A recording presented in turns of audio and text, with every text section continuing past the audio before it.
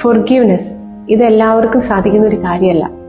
Mentally strong ആയ ചില വ്യക്തികൾക്ക് പറഞ്ഞിരിക്കുന്നതാണ്.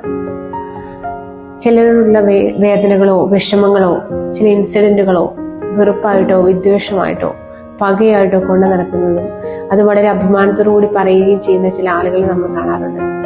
അവരെ ശ്രദ്ധിച്ചാൽ മനസ്സിലാവും അവർ മെന്റലിയും ഫിസിക്കലിയും വളരെ വീക്കായിരിക്കുന്നത്.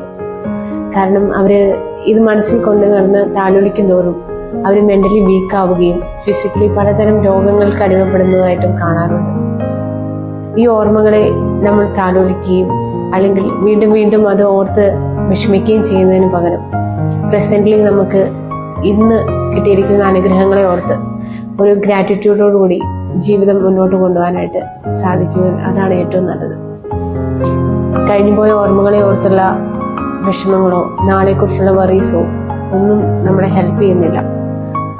ഇന്നത്തെ പ്രസന്റിൽ എത്ര ഹാപ്പി ആയിട്ട് നമുക്ക് ജീവിക്കാവോ, അത് എത്രത്തോളം ആസ്വദിക്കാൻ സാധിക്കുന്നുണ്ടോ അതായിരിക്കും ഏറ്റവും നല്ലത്. നിങ്ങളെ മാത്രമല്ല, നിങ്ങളുമായി കണക്ട് ചെയ്ത് വയ്ക്കുന്ന ഒരു സമൂഹം മൊത്തവും ഹാപ്പി ആവുകയാണ് ചെയ്യുന്നത്. കഴിഞ്ഞു പോയ ഈ ഓർമ്മകളെ ഒന്ന് പോസ് ചെയ്തുകൊണ്ട് അല്ലെങ്കിൽ ഈ ചിന്തകൾ ഒന്ന് പോസ് ചെയ്തുകൊണ്ട് നമുക്കൊന്ന് ചിന്തിക്കാം.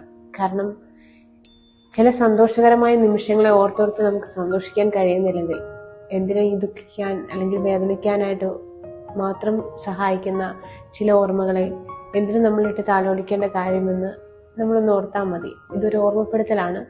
നമ്മൾ വേദനിച്ച് അല്ലെങ്കിൽ വിഷമിച്ച് തീർക്കേണ്ടതാണ് നമ്മുടെ ജന്മം. അല്ലെങ്കിൽ ഏറ്റവും ഹാപ്പിനെസ്സോടുകൂടി ദൈവം തന്ന അനുഗ്രഹങ്ങളെ ഓർത്ത് ഒരു ഗ്രാറ്റിറ്റ്യൂഡ് ഉണ്ടായി അത് ഏറ്റവും ഭംഗിയായിട്ട് ജീവിതം കൊണ്ടുപോകുന്നതാണോ നല്ലത് എന്നുള്ളത് നമ്മളൊന്ന് ഓർക്കുന്നത് നല്ലതായിരിക്കും.